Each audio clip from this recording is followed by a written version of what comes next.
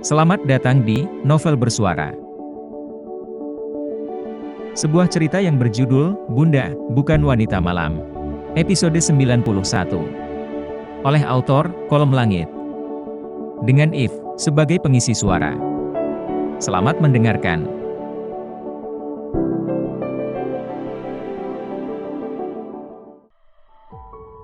Teriakan Via yang menggema membuat Wira dan ibu begitu terkejut. Mereka saling melirik dengan tatapan penuh tanda tanya. Ada apa dengan Via? Belum sempat Wira menyahut sudah terdengar kembali teriakan selanjutnya. Mas Wira, Lila. Seketika tubuh Wira terasa meremang mendengar tangisan istrinya itu. Terlebih, ia menangis sambil meneriakkan nama Lila. Sontak, laki-laki itu segera memindahkan Gail yang berada di pangkuannya ke sofa dan berlari menuju lantai atas dengan tergesa-gesa.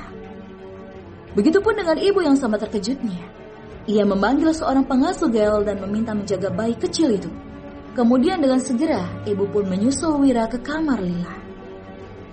Setibanya di sana, Wira dikejutkan dengan Via yang menangis sambil memeluk Lila. Air matanya pun jatuh tak terasa saat mendapati darah keluar dari lubang hidung gadis kecil itu. Walaupun tak begitu banyak, namun wajah pucat pasti Lila sudah membuatnya lemas. Begitupun dengan ibu yang juga histeris sesaat setelah memasuki kamar itu. Wira segera mendekat dan meraih tubuh Lila. Ia peluk erat putri kecilnya. Merasakan suhu tubuh Lila yang tak biasa, kekhawatirannya kian bertambah. Dengan berlinang air mata ia menepuk pelan wajah anaknya sambil memanggil namanya dengan lembut. Lila sayang, Lila bisa dengar ayah? Tak ada respon sedikit pun dari Lila, membuat Wira kembali memeluknya. Ada apa dengan Lila? Tanyanya sambil mengecup ubun-ubun putrinya itu. Via mengusap air matanya. Aku tidak tahu, Mas. Begitu aku kemari, Lila sudah seperti ini. Mas, ayo cepat bawa Lila ke rumah sakit. Wira yang masih membeku karena terkejut segera tersadar dari ketakutannya. Ia berdiri dan dengan setengah berlari, segera beranjak keluar kamar sambil menggendong Lila. Begitupun dengan ibu dan Via yang mengekor di belakangnya. Bu, aku dan Via yang akan membawa Lila ke rumah sakit. Ibu tetap di sini bersama Gail. Ucap Wira sebelum naik ke sebuah mobil, di mana seorang sopir telah siap mengantarkan mereka. Baiklah, hati-hati. Wira, Via, jangan panik nak. Tenanglah. Dua orang itu mengangguk, lalu segera naik ke mobil. Langit mendung sore itu seolah mewakili suasana hati sebuah keluarga. Perlahan tetesan air hujan mulai membasahi bumi. Via duduk di sebuah kursi di depan sebuah ruangan berpintu kaca, dengan sisa air mata yang terlihat di ujung matanya. Tatapannya kosong, tak ada suara, tak ada isak tangis. Yang ada hanya irama jantung yang berdetak lebih cepat.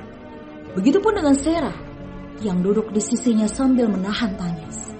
Ia genggam erat tangan Via yang sejak tadi gemetar menunggu putri kesayangan mereka. Sementara Wira sejak tadi berjalan ke sana kemari dengan raut kecemasan yang terlihat jelas. Di dalam ruangan itu, para dokter sedang menangani Lila. Hingga 1 jam kemudian, seorang dokter anak yang selama ini menangani Lila tampak keluar dari ruangan itu. Wira pun segera mendekat pada wanita itu. Dokter Iren, bagaimana anakku? Sang dokter membuka masker yang menutupi hidung, lalu menghela nafas panjang. Ia melirik Via setelahnya. Wanita itu pun terlihat meragu, seolah tak tega menjelaskan kondisi Lila. Bisa kita bicara di ruangan saya? Ucap dokter Iren. Wira menyaut dengan anggukan. Ia ingat Lila memang pernah beberapa kali mengalami penurunan kesehatan. Namun tak separah sekarang sehingga trombosit menurun dan kehilangan kesadaran. Tetaplah berdoa. Kita tidak boleh kehilangan harapan. Baik Wira maupun Via tak sanggup lagi berucap. Pasrah, mungkin itu yang terbaik. Mengenai kesehatan Lila, mereka percayakan sepenuhnya kepada tim dokter. Selepas pembicaraan dengan dokter, Wira dan Via menuju tempat di mana Sarah dan Surya menunggu. Lila baru saja dipindahkan ke sebuah ruangan. Tampak Sarah sedang menangis bersandar di bahu sang suami.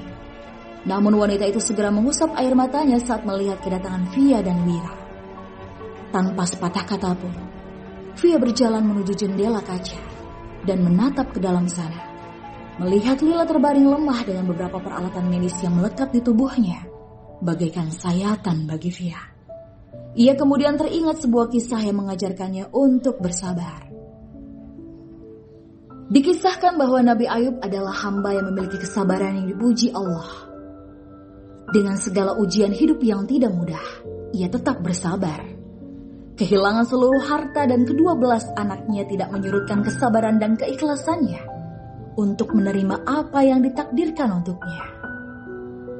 Tapi mengapa aku begitu rapuh saat aku menyadari bahwa Lila hanyalah titipan?